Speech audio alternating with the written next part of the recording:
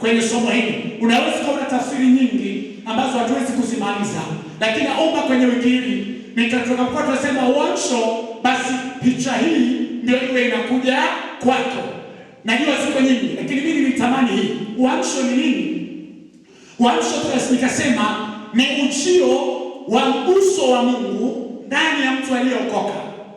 Ni ujio wa mguso wa Mungu ndani ya maisha ya mtu aliyeokoka.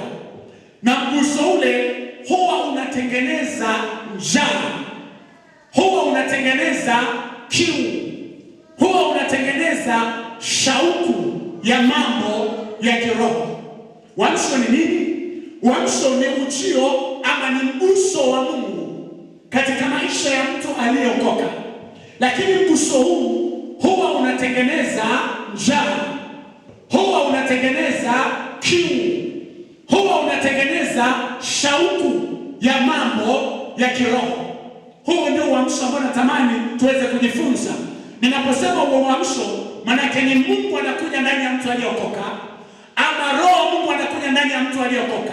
Ujio ule huwa haja kakaa kimya.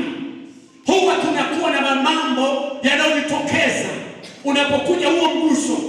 Inaweza ikaja miguso mingi, lakini mguso huu ukija, hiki lazima kitokee kwa mtu huyo.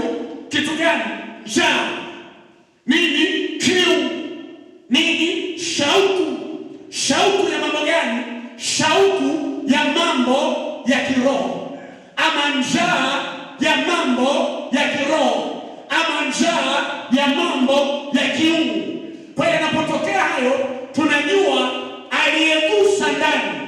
Uamsho huu, mguso huu una asili ya Mungu. Ndio.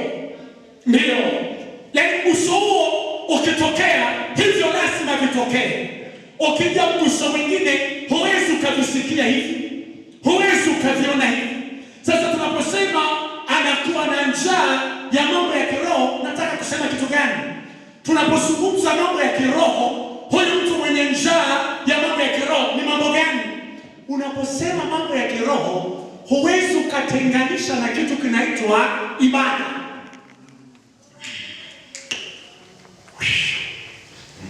Tunaposema mambo ya kiroho, huwezi ukayatenga na kitu kinachoitwa ibada. Kwa hiyo mtu mwenye njaa ya mambo ya kiroho, miguu yake automatiki, mawazo yake yanajishape kwenye vitu vya kiroho, yani ibada.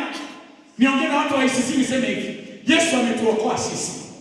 Na nikisema hapa kila mtu ataje sifa za Yesu, hakuna atakayeweza kumaliza. Si mnafahamu wapendwa?